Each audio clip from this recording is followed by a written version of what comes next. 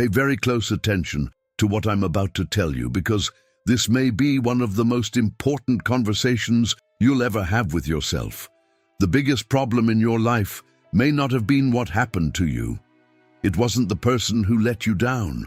It wasn't what you lost. It wasn't the lack of opportunities or the obstacles that stood in your way.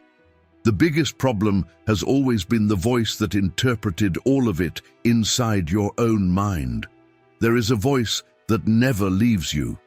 It wakes up before you even open your eyes. It follows every decision, every fear, every choice, and it keeps talking even when you're trying to rest. It comments on everything, judges everything, questions everything. It makes you believe you're still not ready, that things could go wrong, that it's better to wait a little longer, that maybe you're just not good enough. And the most dangerous part is that after listening to it for so long, you stop realizing it's just a voice. You begin to treat it as if it were reality itself. Think for a moment, how many opportunities have you let slip away because that voice told you it wasn't the right time? How many times have you given up before you ever discovered what you were truly capable of? How many nights have you lost fighting problems that existed only inside your imagination? And how many times have you been harsher on yourself than you would ever be with someone you love? That is how millions of people spend their entire lives. They are not controlled by their circumstances. They are controlled by the way they interpret their circumstances. They live reacting to fear, obeying doubt, and allowing an untrained mind to decide the direction of their lives. But here's the news that can change everything. If that voice was built over the years, it can also be transformed. You weren't born thinking this way. You learned to think this way. And everything that has been learned can be learned differently. That is exactly what Marcus Aurelius discovered. While ruling the greatest empire in the world, facing wars, epidemics, betrayals, and losses that would have emotionally shattered most people, he realized something extraordinary. The real battle never takes place on the outside. It takes place inside the mind. Because while almost everyone else was trying to control the world, the most powerful man of his time chose to control only one thing: the conversation he was having with himself. That is how meditations came to be, not as a book written to impress readers, but as the journal of a man who, every single day, trained his own mind so it would not become a slave to fear, anger, anxiety, or despair. And that is exactly the training you're about to begin today. You are not going to learn beautiful phrases to repeat in front of a mirror. You are going to learn principles that have endured for nearly 2,000 years because they work when life gets hard, when your mind is filled with doubt, and when giving up seems easier than moving forward. Because there is one truth that almost no one realizes: the quality of your life will never be greater than the quality of the conversation taking place inside your own mind. When that conversation changes, your decisions change. When your decisions change, your actions change. When your actions change, your destiny begins to change with them. So I want you to make a decision right now. Write this in the comments and nothing else. I take control. Don't write it for me. Write it to mark the moment you decided that your mind would stop being your greatest enemy and become your greatest ally. Because life changes twice. First, when the way you think changes, then when the world begins to respond to the person you've become. Now let's begin this training. Part 1. Mastering your judgment. Imagine for a moment that you're out running errands, and as you pick up your phone to take care of something important, you notice the battery is about to die. You still need it, it's the middle of the day, and an automatic thought immediately pops into your mind. Great, now everything's going to become more difficult, just my luck. Your shoulders tense up, your breathing changes, and your mood starts to sink. It wasn't the dying battery that changed your emotional state, it was the meaning you assigned to that moment. Now imagine someone else in the exact same situation with their phone about to shut off. They notice the problem, but they think, All right, I'll work with what I have for now, and I'll deal with it later. They go on with their day calmly, adjusting whatever needs to be adjusted without turning it into an internal drama. What's the difference? The event is identical. A phone with a dead battery. The physical reality is exactly the same for both people. But their inner experience is completely different, and that difference begins in one place: judgment. It's the label you place on what happens. This is the fundamental lesson you must commit to memory. Over the next 4 days, it isn't things themselves that disturb you, it's your opinion about them. Your mind is a labeling machine. It never stops assigning meaning. You're constantly classifying everything you see as good or bad, fair or unfair, pleasure or pain. And it's in that very moment, the exact moment you attach a label, that suffering begins to take shape. When you tell yourself, "My day is ruined," your body responds as if it actually is. It releases cortisol, your heart rate speeds up, and you go into a state of alert. But be honest with yourself. The danger isn't in the event, it's in the interpretation you've created about it. Pain exists, it's part of life, but what comes afterward, the weight that drags on for hours or even days, is created by the way you keep feeding that event inside your own mind. If you stub your big toe, there will be physical pain, biological pain. But if you spend the next 3 hours complaining, cursing at the table, replaying the moment over and over, and convincing yourself you're the unluckiest person in the world, that's suffering. That's something you're adding to your own life. You're taking a neutral event and injecting it with emotional poison.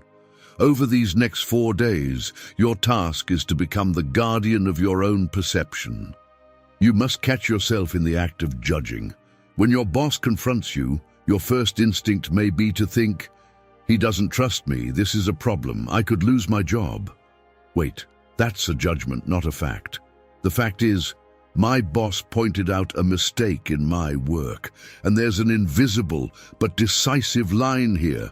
On one side is reality, on the other is the story you tell yourself about it. That's where reality ends and your mental movie begins. You must speak to yourself with clinical objectivity. You must strip the events of your life of dramatic adjectives. Instead of thinking, "I was treated with unbelievable disrespect," say, "Someone said something I didn't like." The moment you do that, you remove the emotional weight from the event, and when you remove the weight, you regain control, reclaim your sovereignty. No one can make you feel inferior, anxious, or upset without your unspoken consent. You hold the key to your own peace. If you decide that something doesn't affect you, it loses its power over you. It's simple, but it's not easy in practice. It requires constant vigilance.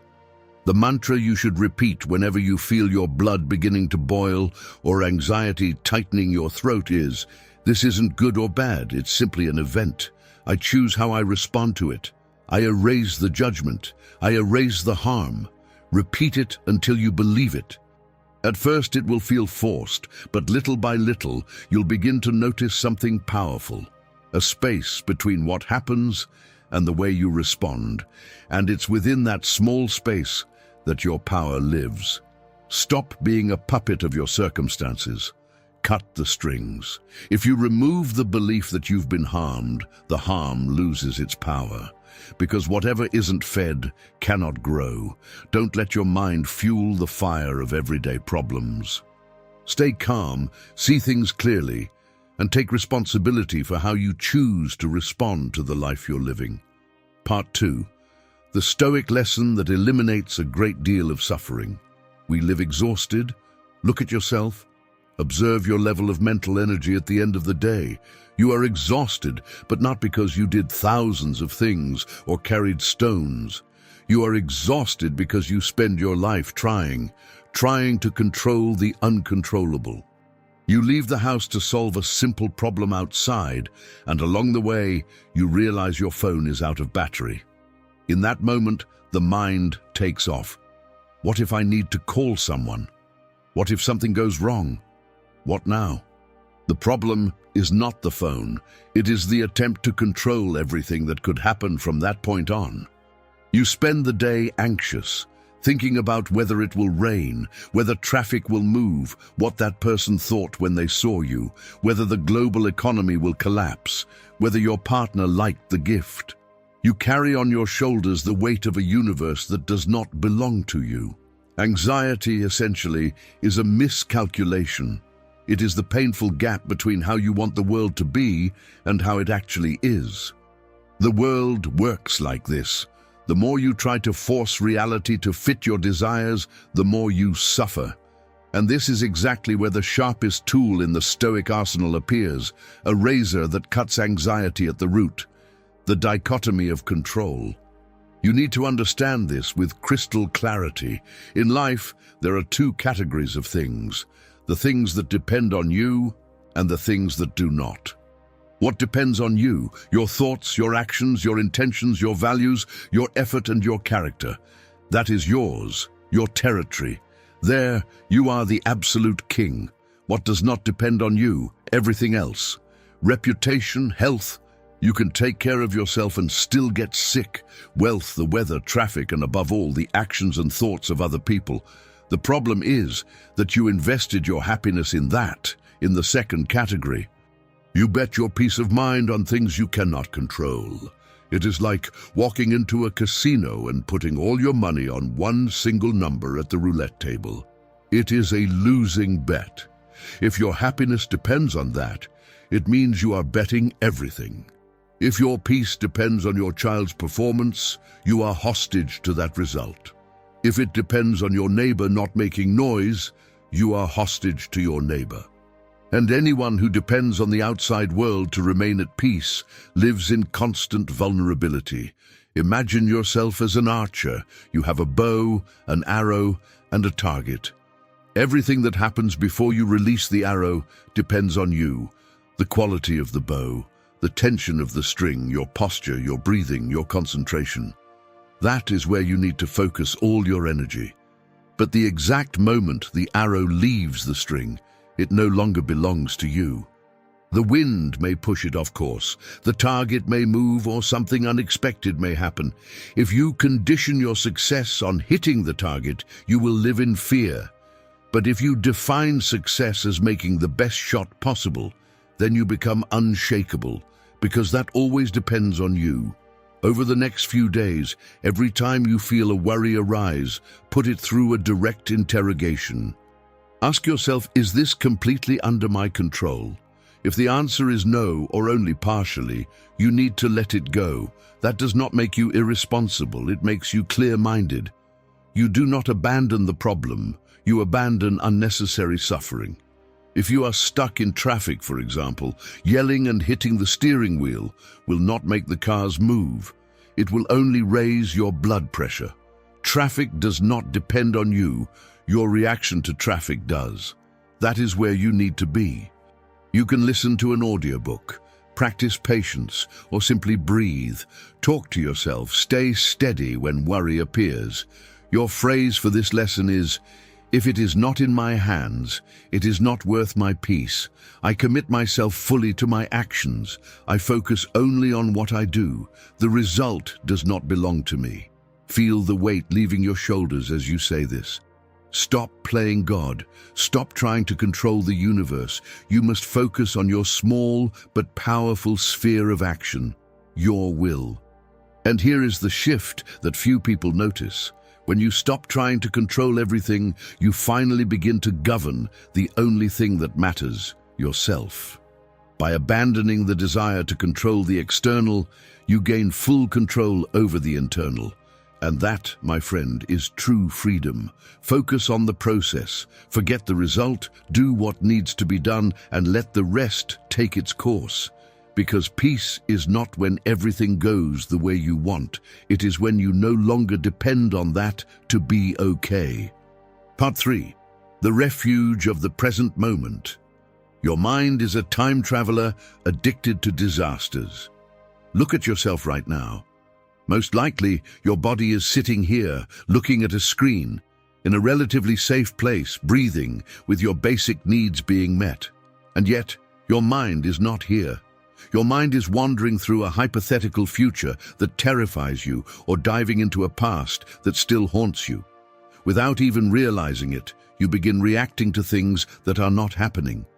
You are paying interest on debts you have not even incurred yet. Anxiety is nothing more than a disease of the imagination. It is your brain projecting horror movies about things that might happen. You find yourself thinking, what if I lose my job? What if it happens next month? What if my partner leaves me a year from now? What if I get sick when I'm old? You are carrying the weight of the next 10 years today. No one, not even the strongest person in the world, can carry the accumulated weight of the future. It is simply too heavy, not because life is unbearable, but because you are trying to live everything all at once. But there is a silent trap in all of this. The future does not exist. It is an illusion created by your mind. Seneca said it with devastating clarity. We suffer more often in imagination than in reality. Think about it. How many times have you spent sleepless nights worrying about an event that, when it finally arrived, never happened? Was it really that bad? Or even worse, did it never happen at all? You suffered for nothing. You handed your peace over to a ghost. The only reality, the only tangible truth you possess is this exact microsecond. The past is already dead. You cannot touch it, you cannot change it. It is nothing but ashes. The future is uncertain and far away. All you have is now. And that is exactly why the present does not weigh you down. Because it never arrives carrying everything at once. It comes one piece at a time. The present is always bearable. Try it. Do not worry about whether you will keep your job for the rest of the year. Ask yourself instead, can I handle this exact minute? The answer is always yes. No one collapses under the weight of the present moment. We collapse when we try to carry today and all of next week at the same time. For the next 4 days, I want you to use the present as your bunker, your bomb shelter. When anxiety attacks you, when you feel like the world is crashing down on you, cut time apart, interrupt the flow of anticipation, and bring everything back to a single point. Slice reality into 1-second pieces. Do not stare at the top of the mountain you have to climb. Simply look at where you're going to place your foot on the very next step, because that is how every real journey happens. One step that fits within the moment you're living. If you are going through a breakup, do not think about how you're going to live without that person for the rest of your life. That is overwhelming. Instead, ask yourself, can I breathe right now? Can I make myself a cup of coffee right now? Yes, you can. Then you deal with the next minute. Living this way is not about denying the future. It is about managing it from the only point of view you truly have, the present. Because the future is never faced all at once, it always arrives disguised as now. This is the position of power you occupy. Your inner dialogue needs to change completely. Stop saying, what if this happens? What if that happens? Start saying, right now. Every time your mind drifts into the future and brings you fear, gently but firmly bring it back. Tell your mind, we're not there, we're here. The sentence you should repeat to yourself whenever uncertainty makes you feel overwhelmed is this: all I have to endure is this moment. The past is dead, and the future does not exist. No one loses any life except the life they are living right now. Repeat it like a prayer. Feel the anguish begin to fade away. When you reduce time to the present, you reduce the problem to its true size. Problems become manageable, and anxiety, which once seemed like a giant monster, turns into a series of small, simple tasks. Focus on the task in front of you as if it were the only thing that exists in the universe. Do it with excellence. Do it with calm. If you learn to live in 1-day compartments or even 1-hour compartments, you become resilient. You become unbreakable, because the only place where life can ever reach you is here and now, and here you are in control. Part 4. Become immune to other people's opinions. It is one of the most absurd and tragic paradoxes of the human condition. We care deeply about who we are, yet we still value other people's opinions more than our own. We live inside a prison built with the bricks of what other people might say. You spend hours choosing your clothes, editing your photos, watching your words, and adjusting your behavior. Not because you want to, not because it reflects who you are, but because there is a silent fear of not being accepted. You become terrified by the possibility that a stranger, someone you may not even respect, might form a bad opinion of you. Marcus Aurelius, the most powerful man of his time, was astonished by this human contradiction. He asked himself, why do we care so much about the applause of people we don't even like? Think about it. If you truly knew most of the people whose approval you seek, if you saw their flaws, their insecurities, their poor judgment, and their lack of wisdom, would you still crave their validation? Probably not. And yet, you hand those people something far too valuable: control over how you feel about yourself. You give them the power to lift you up with a compliment or tear you down with a criticism. And little by little, without even realizing it, you outsource your self-worth. You become someone who is constantly seeking attention. And the worst part is that this search for approval pulls you farther away from who you really are. You stop being yourself and become the version of yourself that you think other people want to see. And every time you reshape yourself to fit other people's expectations, you move farther away from your own truth. You betray yourself just to please the crowd, and that betrayal comes with a very high price: your peace of mind and your integrity. There is no real peace when you have to perform all the time. True freedom is the kind that no one can take away from you. It begins the day you decide to form your own opinion about yourself. You are the only opinion that truly matters. That does not mean becoming arrogant or ignoring constructive advice. It means developing an internal standard for judging yourself. If you know you did the right thing, if you acted with justice, courage, and kindness, what does it matter if the world boos you? Their boos belong to them, not to you. Their reaction reflects the way they see the world, not your worth. Imagine that you are a musician who has just performed a flawless piece. You did not miss a single note. You gave it everything you had. But the audience, who knows nothing about music, boos you. Should you feel bad? No. You know the performance was flawless. Their ignorance does not change the quality of your performance. Their mistake must never become your doubt. In the same way, if you do the right thing in your life and someone criticizes you, that is their problem. It is their perception, not your reality. Not every criticism deserves your attention. Some should simply be ignored with clarity and wisdom. For the next 4 days, you will practice selective indifference.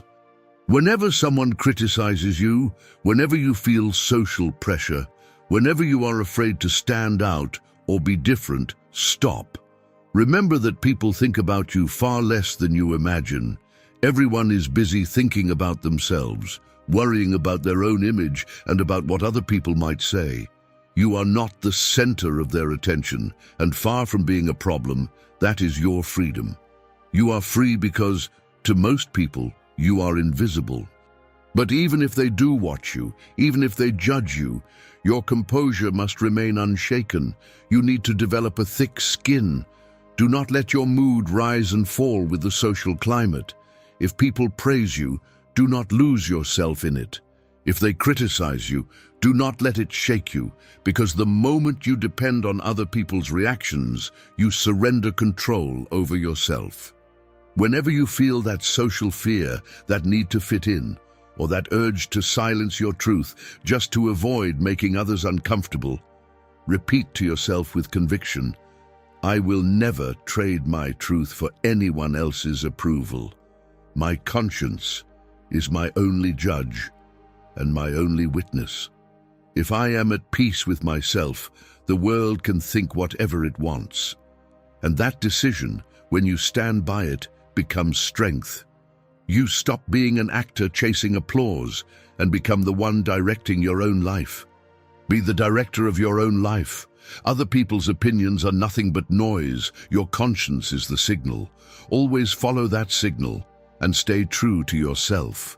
Choose yourself before anyone else. At the end of the day, when you lay your head on the pillow, you will be alone with yourself.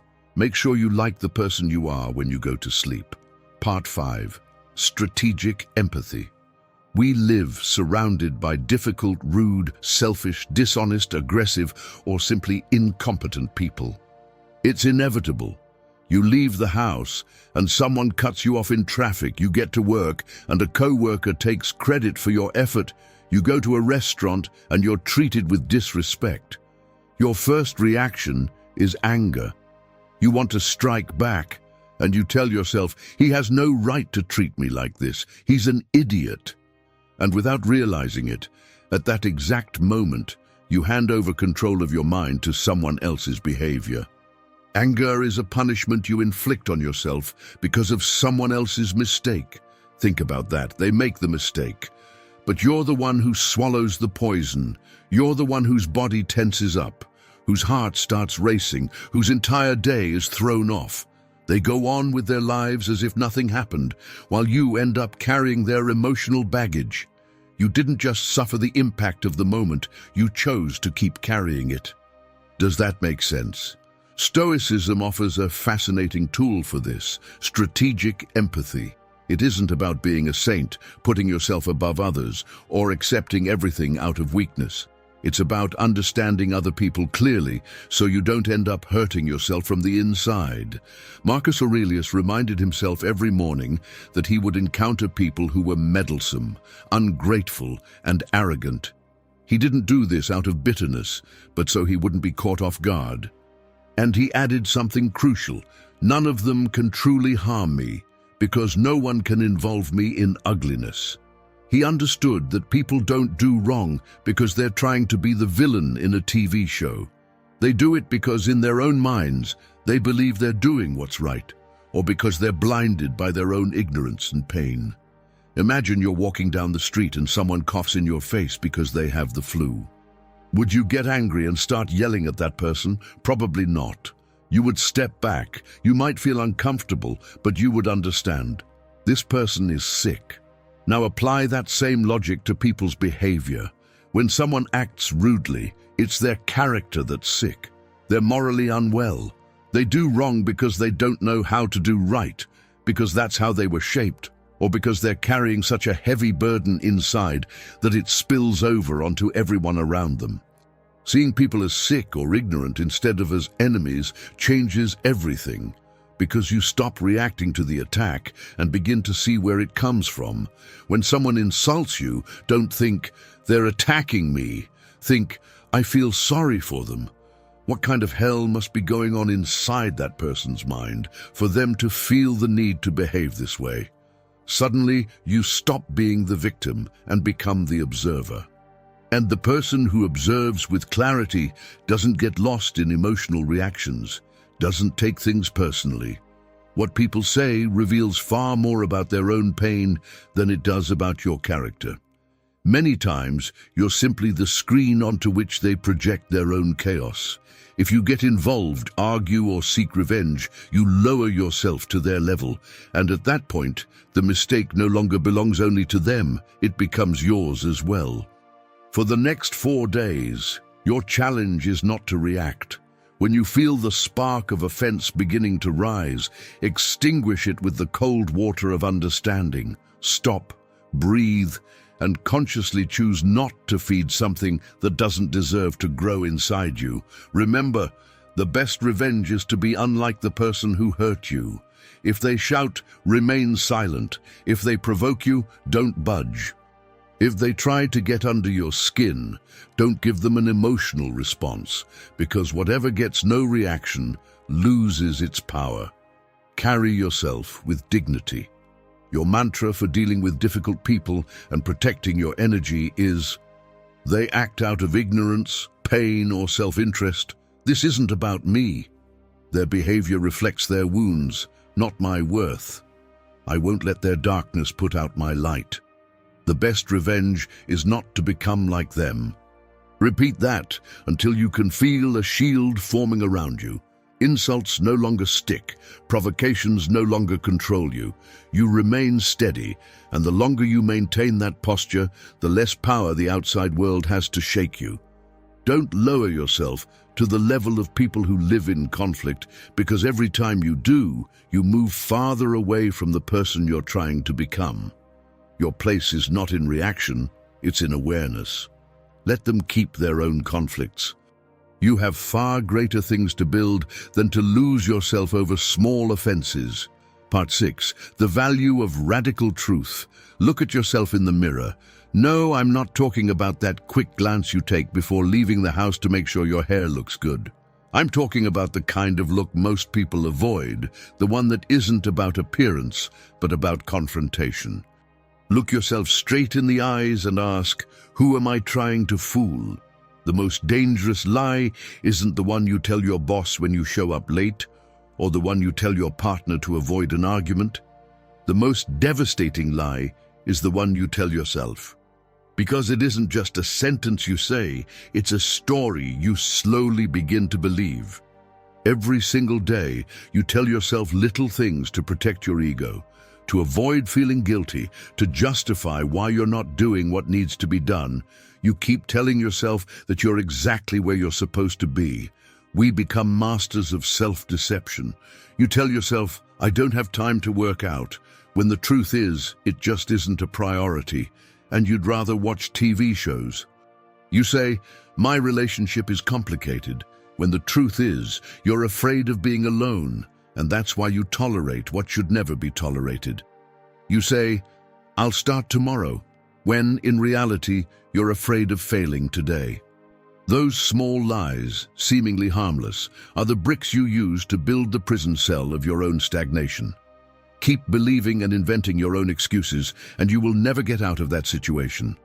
That's what Stoicism demands: brutal honesty.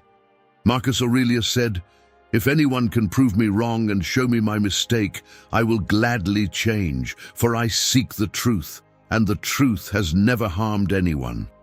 Pay attention to that last part. The truth doesn't hurt.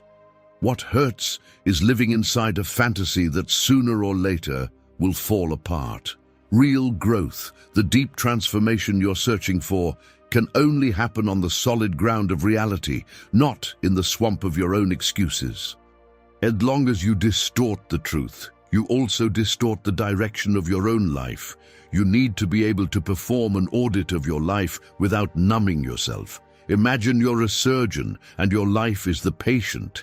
If there's a tumor, you can't simply put a bandage over it and pretend it's just a scratch.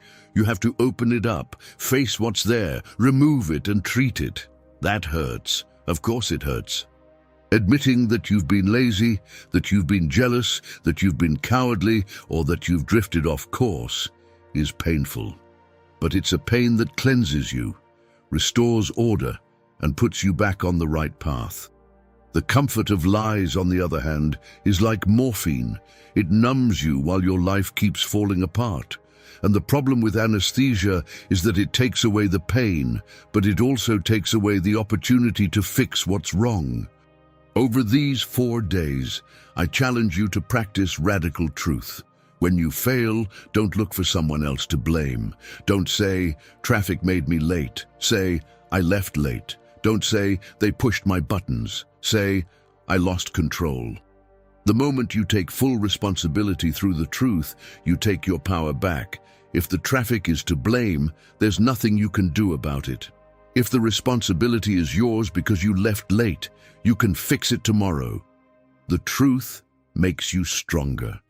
Lies turn you into a victim. One puts you in control, the other leaves you at the mercy of circumstances. I want you to remember that every time you feel tempted to soften reality, stop, feel the discomfort of the truth rising in your throat, and let it come out. If you feel sad, don't say, I'm fine. Admit it, I'm sad, and I need help. Because giving the truth a name doesn't make you weaker, it gives you direction. If you don't know something, Don't pretend you do. Say, I don't know, but I'm going to learn. That kind of honest vulnerability is the foundation of unbreakable strength. Real strength isn't about appearing complete. It's about being willing to correct yourself. A house built on the rock of truth will withstand any storm. A house built on appearances will collapse the moment reality hits. Your mantra for breaking the chains of self-deception, the phrase you should use like a mental scalpel is, I would rather be wounded by the truth than comforted by a lie. If I made a mistake, I admit it, I correct it, and I move forward without guilt. Repeat that whenever your ego tries to defend itself. The truth will set you free, but first, it will confront you. Accept that. If facing the truth makes you uncomfortable, that isn't a sign that something is wrong. It's a sign that you're growing. It's the exact moment when you stop deceiving yourself and truly begin to transform. Stop being a prisoner of your own excuses. Become the architect of your own principles and the builder of your own reality. Only by standing on the foundation of truth can you begin, with real stability, to build the life you truly deserve. Part 7. The obstacle is the path. Life is going to surprise you, and that is not a possibility, it is a guarantee. You will make perfect plans that fall apart at the very last second. You will trust people who will disappoint you. You will work hard on projects that never pay off. And when that happens, you have two choices. You can cry, throw a fit, and ask, why is this happening to me? Or you can make a rarer, harder, and far more powerful choice. Do what the Stoics did, practice mental alchemy. Transform what seemed like a roadblock into the raw material for growth. Adversity is the raw material of opportunity. Most people see problems as barriers. They see a wall in the road, and they stop, turn around, or sit down and wait for someone else to remove it. The Stoic looks at the wall and thinks, perfect. This wall is my chance to learn how to climb. This wall is my chance to build a ladder. This wall is going to make me stronger. He does not deny the difficulty. He redefines its role in his own life. This is the central philosophy behind the obstacle is the way.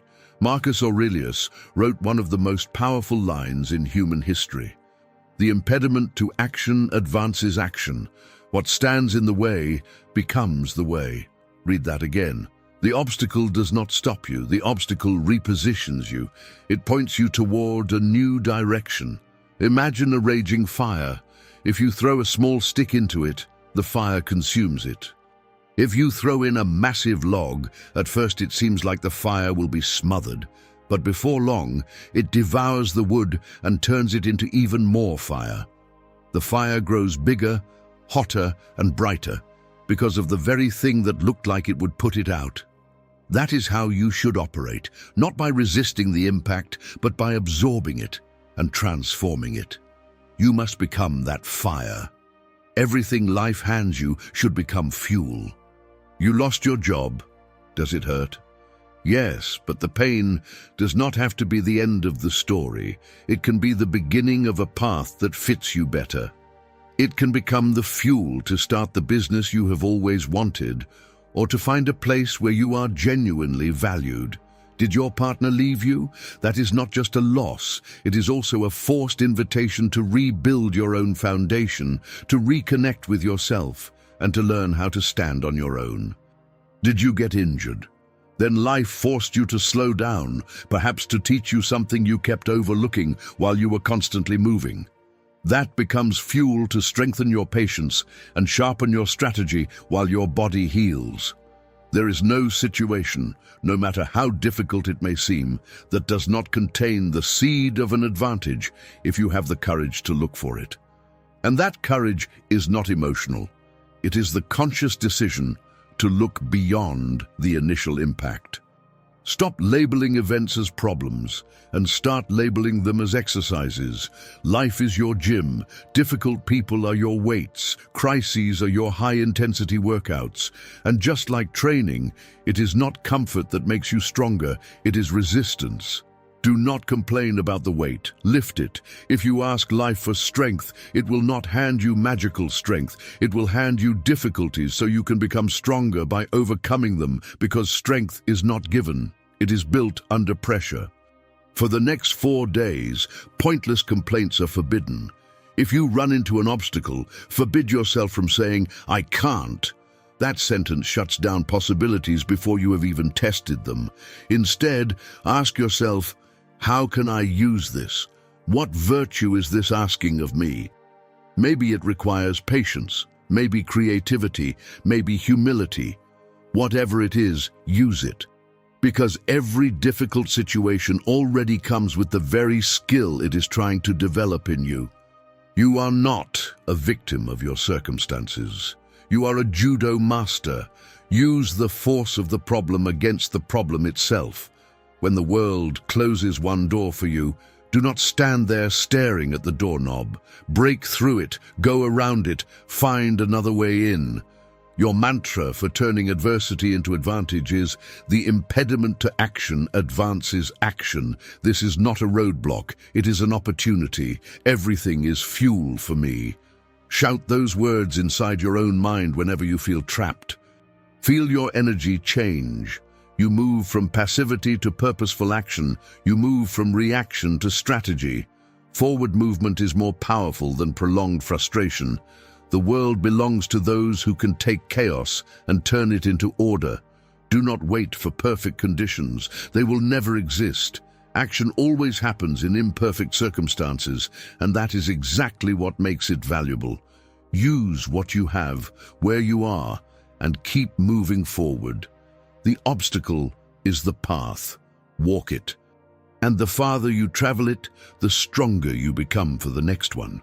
What you have just heard is not just a collection of inspiring words to post as a WhatsApp status. These are tools for mental combat.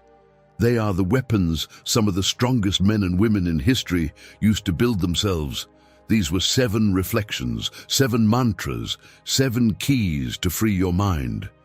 But knowing them is useless if you do not put them into practice, because knowledge sitting still does not transform you. It only creates the illusion that you have changed. If you turn off this video and go right back to complaining, procrastinating, holding on to resentment and living in fear, then all of this will have been nothing more than entertainment. And entertainment does not change your destiny. Decisions do. I know there is something inside you that recognizes this message. This philosophy has spoken to the part of you that is tired of getting in your own way, and that truly wants to take control. The challenge is simple. 4 days, just 96 hours.